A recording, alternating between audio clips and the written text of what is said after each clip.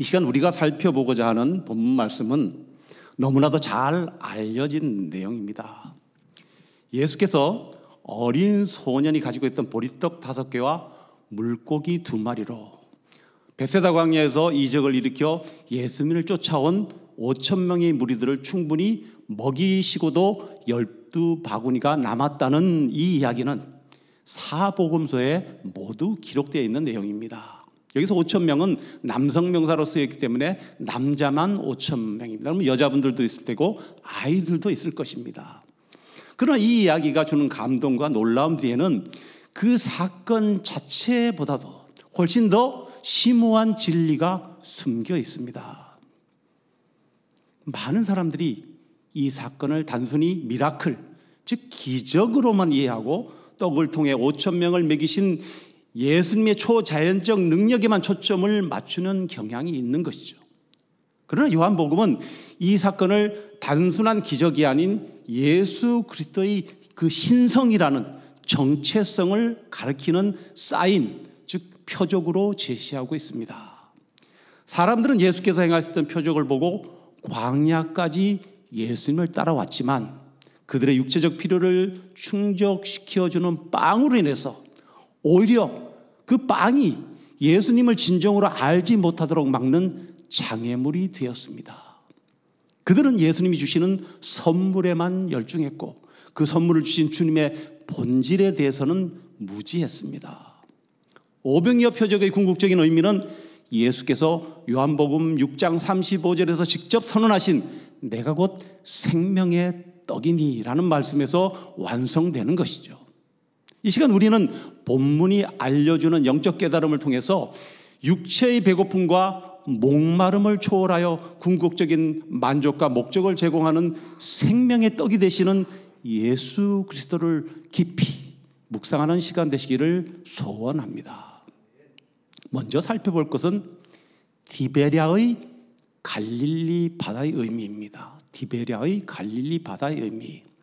지난 시간에 살펴본 대로 요한복음 5장 후반부에서 예수님은 자기 증언, 즉 자신의 신성, 자신이 성자 하나님이심을 증언하셨습니다. 그러나 유대인들은 이를 믿지 않았습니다. 그 후에 예수께서는 갈릴리 바다 건너편으로 가셨다고 기록되어 있습니다. 6장 1절에 그 후에 예수께서 디베랴의 갈릴리 바다 건너편으로 가시매. 신약 성경에서 세 군데 마태복음 14장 34절, 마가복음 6장 53절, 누가복음 5장 1절에 등장하는 이 게네사렛, 이 지명은 갈릴리 호숫가 서쪽 비옥한 평원을 이루는 지명입니다. 누가복음에 나오는 게네사렛 호숫가를 마태, 마가복음에서는 예수께서 어부들을 제자로 삼으신 갈릴리 바닷가라고 적었습니다. 그런데 요한복음에서는 예수께서 갈릴리 바다 건너편으로 가셨다라는 말 앞에 디베랴의 갈릴리 바다라고 기록하고 있습니다. 다시 한번 볼까요? 그 후에 예수께서 디베랴의 갈릴리 바다 건너편으로 가시매. 이 지명은 단순한 지리적 어떤 정보를 넘어서 당시의 복잡한 사회적, 정치적 상황을 대변하는 깊은 신학적 의미를 담고 있습니다.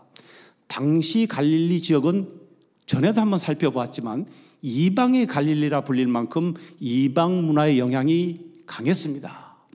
그런데 이 마태, 마가, 누가복음에는 한 번도 등장하지 않았던 디베랴의 갈릴리 바다라는 이름을 요한복음에서 사용한 것은 이 요한복음의 의도와 어떤 그 목적이 있다는 것을 우리는 짐작할 수 있어야 합니다.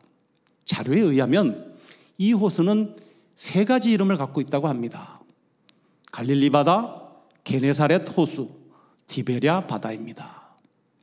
갈릴리라는 것은 둥근 것을 의미하는 히브리어 갈이라는 말과 관계가 있습니다.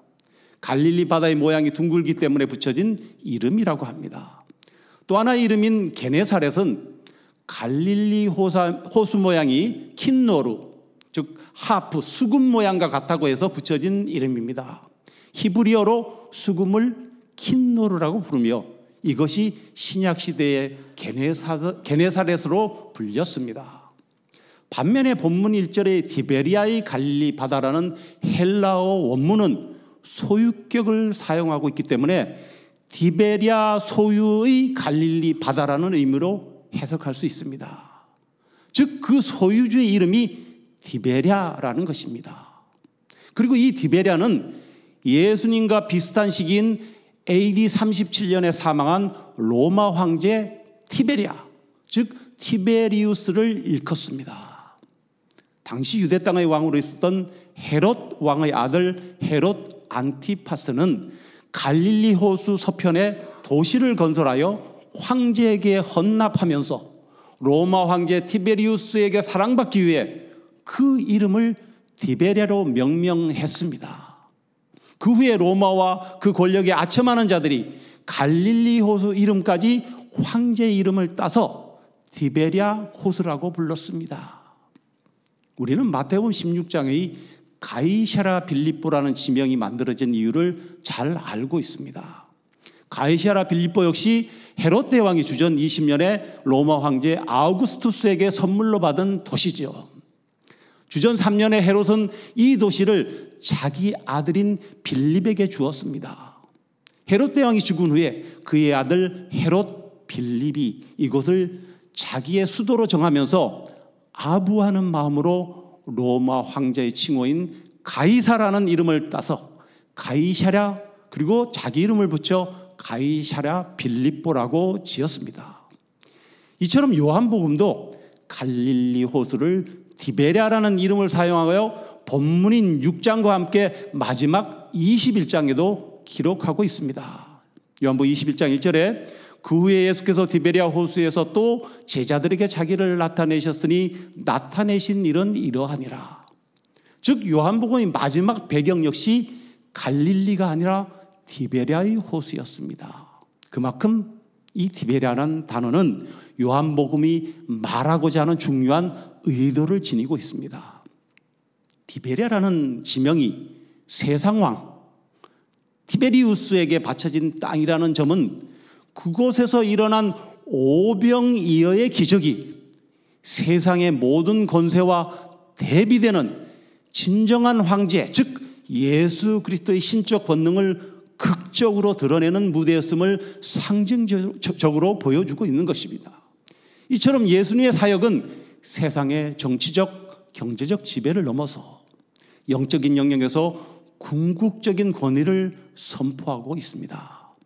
그렇다면 이 요한복음이 말하는 진정한 황제 예수 그리스도의 오병이어를 통한 통치 방식은 무엇이겠습니까? 그것은 4절에서 6월절이 가까운지라라고 기록한 시간 설정을 통하여 6월절 통치 방식이 예수님의 방식임을 예고하고 있는 것입니다. 이것을 뒷받침해 주는 단어가 마침이라는 헬라어 대라는 접속사입니다. 6장 4절에 마침 유대인의 명절인 6월절이 가까운지라. 즉 예수께서는 마침 다가오는 6월절을 통해서 티베리우스가 지배하는 나라 안으로 들어가서 오병이어 사건을 갈릴리 백성들에게 베풀어 주심으로 출애굽의 어린 양을 통한 6월절을 십자가를 통해 자신의 몸과 피를 먹고 마시게 함으로 자신의 백성을 통치하신다는 하나님 나라의 임재를 미리 보여주신 것이죠. 역사적으로 티베리우스의 꼭두각시 헤롯 안티파스는 폭정으로 군중들을 착취하여 이 도시를 건설한 사람입니다. 군중들은 먹을 것이 없었고 기댈 것도 없었고 있는 것조차 빼앗겨 버렸습니다.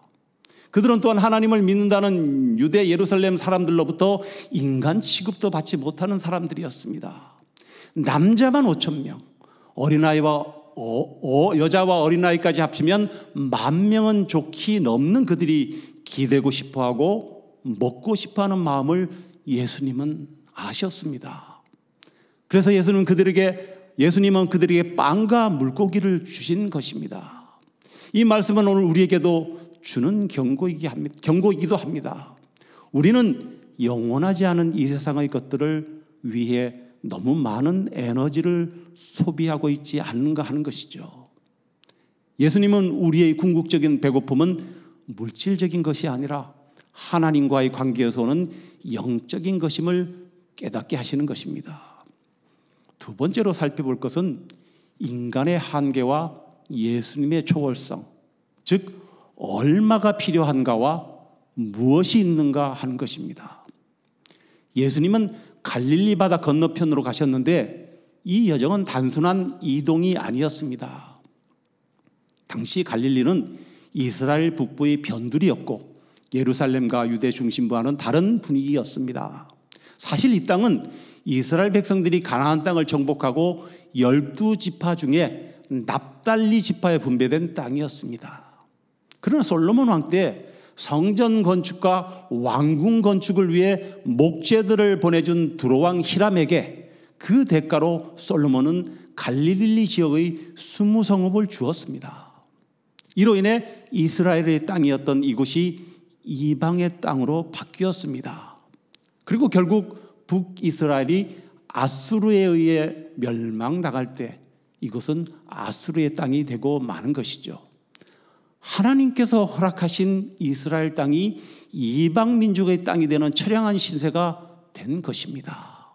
그런데 멸시받던 이곳에서 무리들이 예수께로 모인 것은 예수께서 병든 자들을 고치시는 표적을 보았기 때문이었습니다. 이 6장 2절에 큰 무리가 따르니 이는 병자들에게 행하시는 표적을 보았음이라.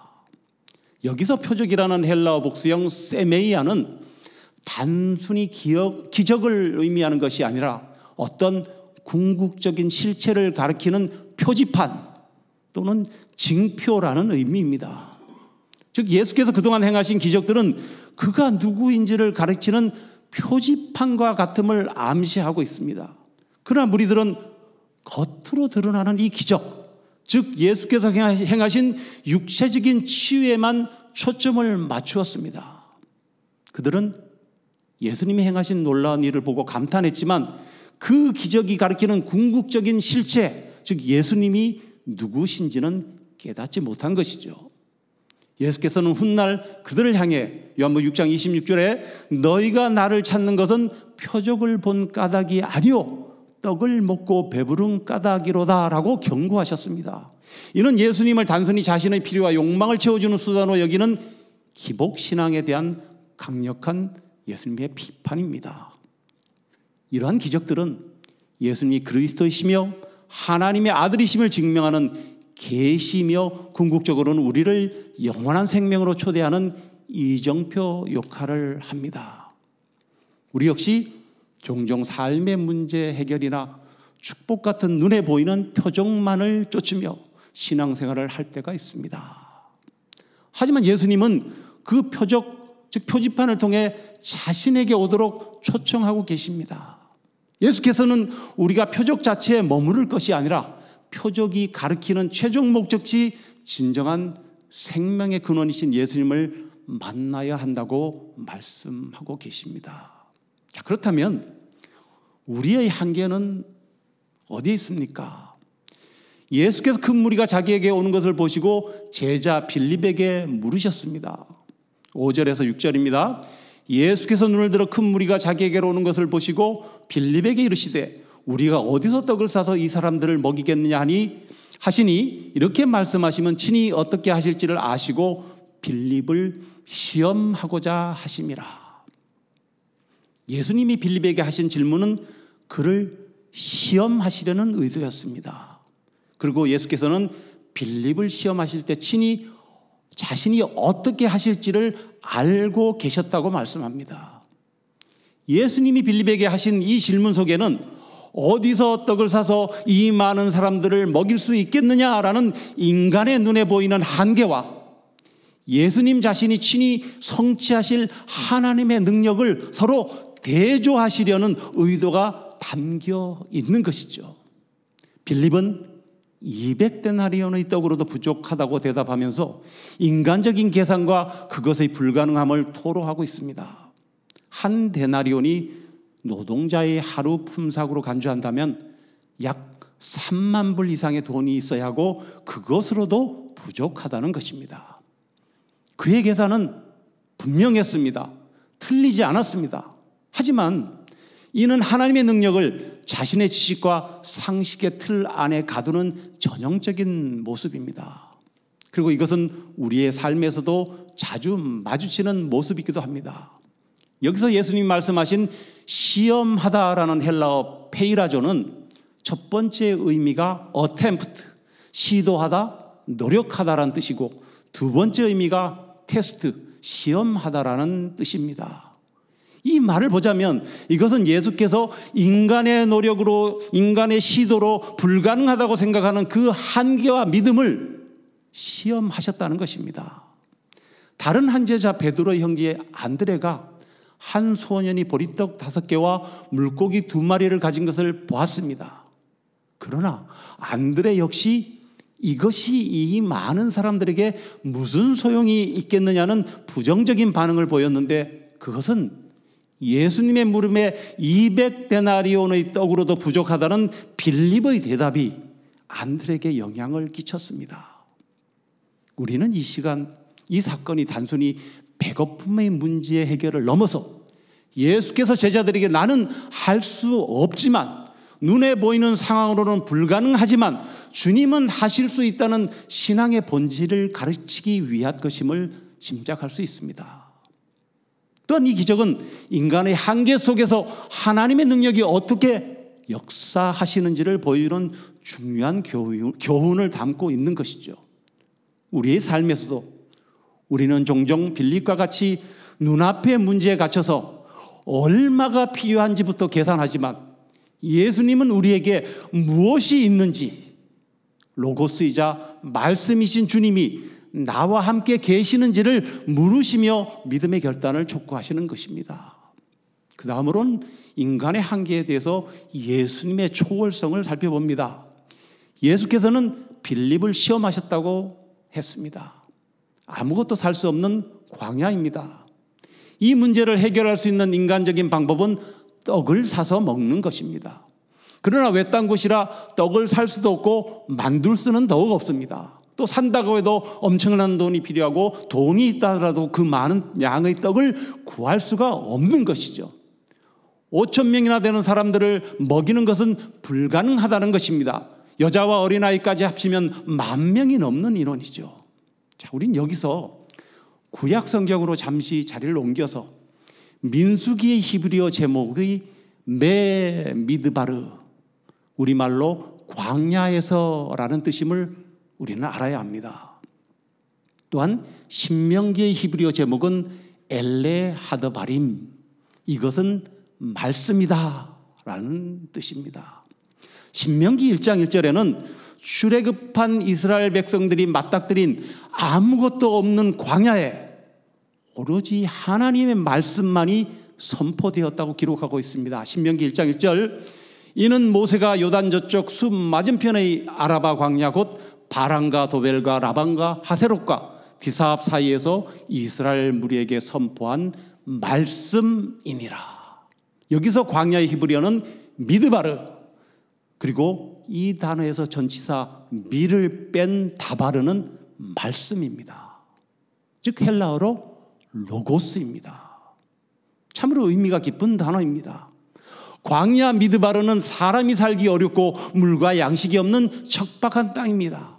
하지만 동시에 아무것도 할 수 없는 광야 미드바르는 하나님의 긍휼과 구원의 말씀 다바르가 임하는 오로지 하나님의 말씀에만 집중해야 하는 은혜의 자리이기도 한 것입니다. 지금 빌립은 아무것도 할 수 없을 것 같은 이 벳세다 광야에 미드바르만을 보았습니다. 광야만을 보았습니다. 그는 그와 함께 계시며 그 모든 환경을 초월하시는 말씀 되시는, 즉 다바르 로고스이신 예수 그리스도께서 함께 하심을 깨닫지 못했다는 것입니다. 그들의 육의 굶주림과 영의 굶주림을 함께 해결해 주실 수 있는 생명의 산 떡이 되시는 예수 그리스도가 그들과 함께 계심을 깨닫지 못한 것입니다.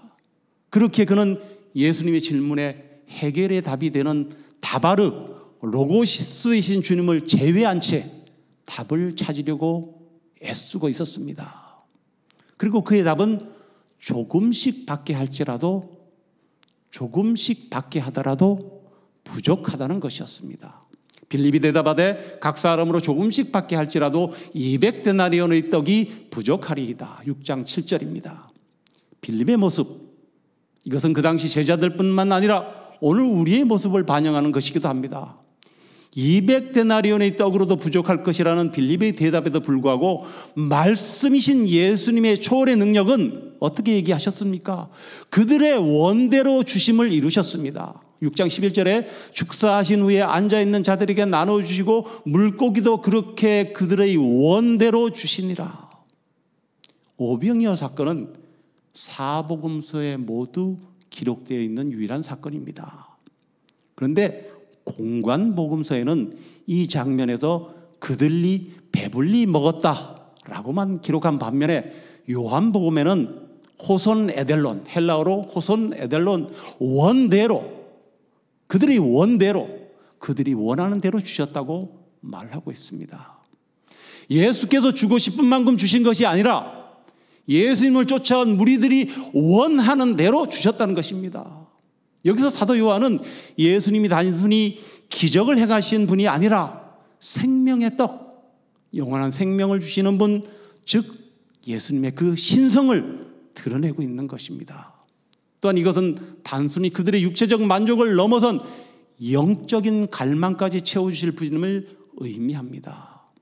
예수님은 이성과 합리성을 초월하는 분이시죠. 이것을 증명하는 기록이 마태복음 26장에 기록되어 있습니다. 26장 29절에 조금 나아가사 얼굴을 땅에 대시고 엎드려 기도하여 이르시되 내 아버지여 만일 할만하시거든 이 잔을 내게서 지나가게 하옵소서. 그러나 나의 원대로 마시옵고 아버지의 원대로 하옵소서 하시고, 여기서 나의 원대로 아버지의 원대로라고 번역된 헬라어도 같은 단어인 델로인데 이것은 영적인 부분의 원대로, 즉 나의 뜻, 아버지의 뜻이라는 그 영적 의미로 사용되었습니다. 오병이어의 기적을 경험한 군중들은 새로운 만나를 기대하며 예수님을 새로운 모세로 인식했습니다. 그러나 예수님은 나는 하늘에서 내려온 산떡이라고 말씀하시며 자신이 영원히 지속될 양식, 즉 영원한 생명을 주는 유일한 양식임을 천명하셨습니다. 이 대조는 인간의 근본적인 문제인 죄와 죽음을 해결하고 영원한 생명을 제공하는 예수 그리스도의 구원 사역이 구약의 만나의 기적을 뛰어넘는 궁극적인 사건임을 강조하는 것입니다. 예수께서는 우리가 원하는 육체적 욕구뿐만 아니라 영적인 필요까지 원하는 대로 채워주십니다. 그리고 궁극적으로 그 은혜는 죄사함과 바로 영생인 것입니다. 마지막으로 살펴볼 것은 무리들의 오해와 그 선지자를 임금으로 삼으려 했다는 것입니다. 사람들은 오병이어 기적을 보고 예수님을 세상에 오시기로 한 그 선지자로 인정하고 자신들의 임금으로 삼으려 했습니다. 14절에 15절에 그 사람들이 예수께서 행하신 이 표적을 보고 말하되 이는 참으로 세상에 오실 그 선지자라 하더라. 그러므로 예수께서 그들이 와서 자기를 억지로 붙들어 임금으로 삼으려는 줄 아시고 다시 혼자 산으로 떠나가시니라. 모세가 애굽의 압제 아래서 백성들을 이끌고 광야로 나왔을 때 이스라엘 백성들은 하늘에서 내려오는 만나로 배부를 수 있었습니다. 광야에서 예수님이 베푸신 오병이의 기적은 출애굽 사건을 연상시키고 신명기 18장의 예언을 기억하기에, 이스라엘 백성들이 기억하기에 충분했습니다. 18장 15절에 내 하나님 여호와께서 너희 가운데 내 형제 중에서 너를 위하여 나와 같은 선지자 하나를 일으키시리니 너희는 그의 말을 들을지니라. 그들은 예수님을 자신들의 배고픔을 해결해 줄 모세와 같은 정치적, 경제적 지도자로 오해했습니다. 그러나 예수님은 이를 아시고 혼자 다시 산으로 떠나서 피하셨습니다. 이것은 예수님의 사명이 육체적 필요를 충족시키는 세속적 왕이 아니며 자신의 뜻, 즉 내 뜻이 아니라 하나님의 뜻, 보내신 자의 뜻을 이루러 오셨음을 단적으로 보여주는 것입니다. 예수님의 피신은 임금에 대한 예수님과 무리의 근본적인 시각 차이를 드러냅니다. 무리들은 힘과 권력, 물질적 풍요를 가져다 줄 마치 로마의 티베리우스와 같은 왕을 원했지만 예수님은 자신의 생명을 내어줘 영생을 주시는 왕으로 오신 것입니다. 이 충돌은 오늘날 사람들이 예수님을 어떻게 바라보고 있는지에 대한 중요한 질문을 던지고 있습니다. 우리는 예수님을 증명하기보다 세상을 증명하기 위해 치열하게 살고 있지는 않지요. 무리들의 이런 행동은 기적을 통해 그들의 육체적 필요가 해결되자 오실 그 선지자는 자신들의 임금이 되어야 한다는 그릇된 생각의 틀 속으로 예수님을 가두려고 했습니다. 반면에 예수께서 혼자 산으로 가신 행동은 그들의 욕구가 잘못된 방향으로 나아가고 있음을 꾸짖는 것이었습니다. 이로써 오병이어 기적의 결말은 예수님의 뜻과 무리의 목적이 완전히 달랐음을 드러내고 있습니다. 이 사건은 단순한 이야기가 아니라 영적 긴장을 일으키는 경고입니다.